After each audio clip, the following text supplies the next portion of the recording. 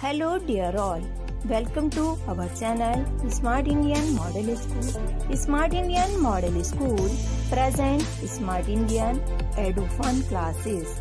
EduFun online classes includes course studies of playgroup to class 12, emotional and communication skills, happiness classes and DIY activities.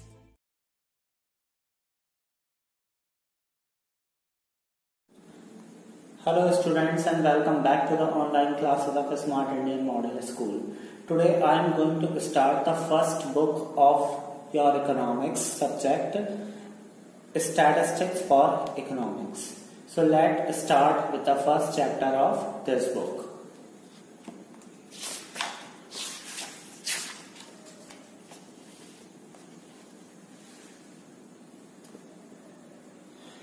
The first chapter is Introduction and the first topic is Why Economics. You have perhaps already had economics as a subject for your earlier classes at school. आप अपने previous classes में भी अपने school में economics पढ़ चुके हैं. Class 9, 10th में भी आप इसको study कर चुके हैं economics में as a part of social studies.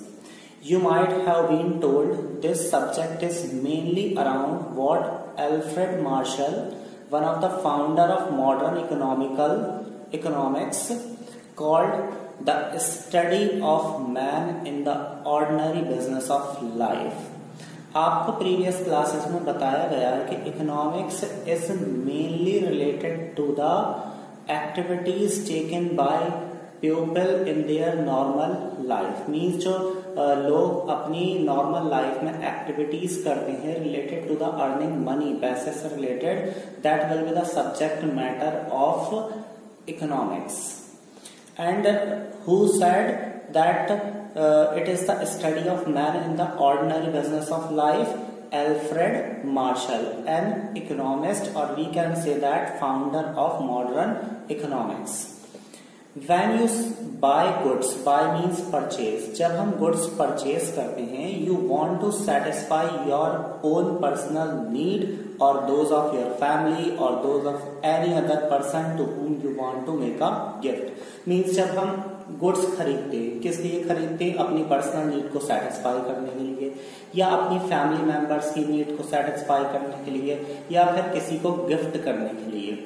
Then you are called a consumer. तो आप लोग या फिर हम लोग क्या कहलाते हैं उस टाइम पर? Consumer. It means that when we purchase something to satisfy our needs, then we will called a consumer. When you sell goods to make a profit for yourself, और जब हम goods को बेचते हैं profit earn करने के लिए, You may be a shopkeeper. आप एक shopkeeper हो सकते हैं भाई. You are called a seller. Then you will be called a seller. Means जब हम goods को purchase करते हैं, then we will called a consumer. और जब हम goods को sell करते हैं profit earn करने के लिए, then we will be called a seller. When you produce goods, जब हम goods produce करते हैं means बनाते हैं पहले. You may be a farmer or a manufacturing company. Farmer क्या काम करता है? खेती बाड़ी करता है, वीट राइस उगाता है, ठीक है. तो फार्मर भी गुड्स प्रोड्यूस करता है. मैन्युफैक्चरिंग में भी सारे प्रोडक्ट्स तैयार किए जाते हैं. और प्रोवाइड सर्विस, या फिर हम किसी को कोई सर्विस प्रोवाइड करते हैं, जैसे डॉक्टर अपनी सर्विस प्रोवाइड करता है, या सपोज कि मैं टीचर हूं, मैं अपनी आप को सर्विस प्रोवाइड कर रहा हूं, पढ़ा रहा हूं. You may be a doctor, porter, taxi driver, teacher or a transporter of goods. You are called a producer. Then what we will call producer? It means जब हम goods को produce करते हैं, manufacture करते हैं, then we will call producers. When you are in a job, जब हम कहीं पर job करते हैं, ठीक है, working for some other person, and you get paid for it, और उसके लिए हमें कुछ amount मिलता, money मिलता है. You may be employed by somebody who pays you wages or a salary. You are called an employee. Means कि जब हम कहीं जॉब करते हैं और उसके बदले हमें क्या रिसीव होता है? वेजेस या सैलरी, ठीक है. और किसी दूसरे के लिए हम वर्क करते हैं, then we will called an employ. And when you employ somebody, और जब हम किसी को एम्प्लॉयमेंट देते हैं, मतलब किसी को अपने यहाँ जॉब पर रखते हैं, गिविंग देम अ वेजेस, और उसके बदले उसको वेज या सैलरी देते हैं, यू आर एन एम्प्लॉयर। तो आप क्या कहलाते हैं फिर उस टाइम पर? एम्प्लॉयर। इट मीन्स कि जब हम कहीं जाकर जॉब करते हैं then we will called an employ, और जब हम किसी को जॉब देते हैं then we will called an employer. In all these cases, you will be called gainfully employed in an economic activities.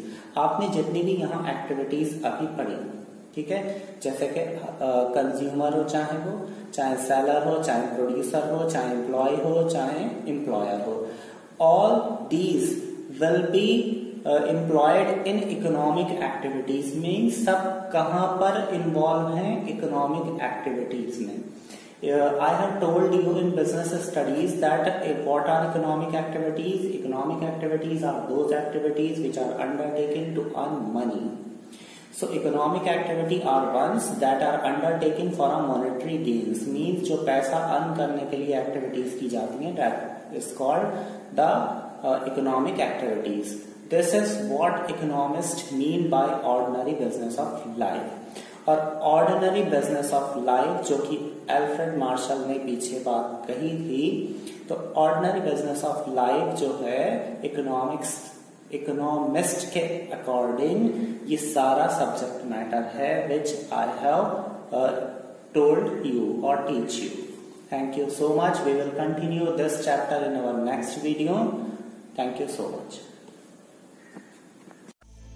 यदि आपको हमारा वीडियो अच्छा लगा हो तो आगे की वीडियो की नोटिफिकेशन प्राप्त करने के लिए कृपया बेल बटन दबाएं और चैनल सब्सक्राइब करना ना भूलें। Please subscribe our channel of edufun classes.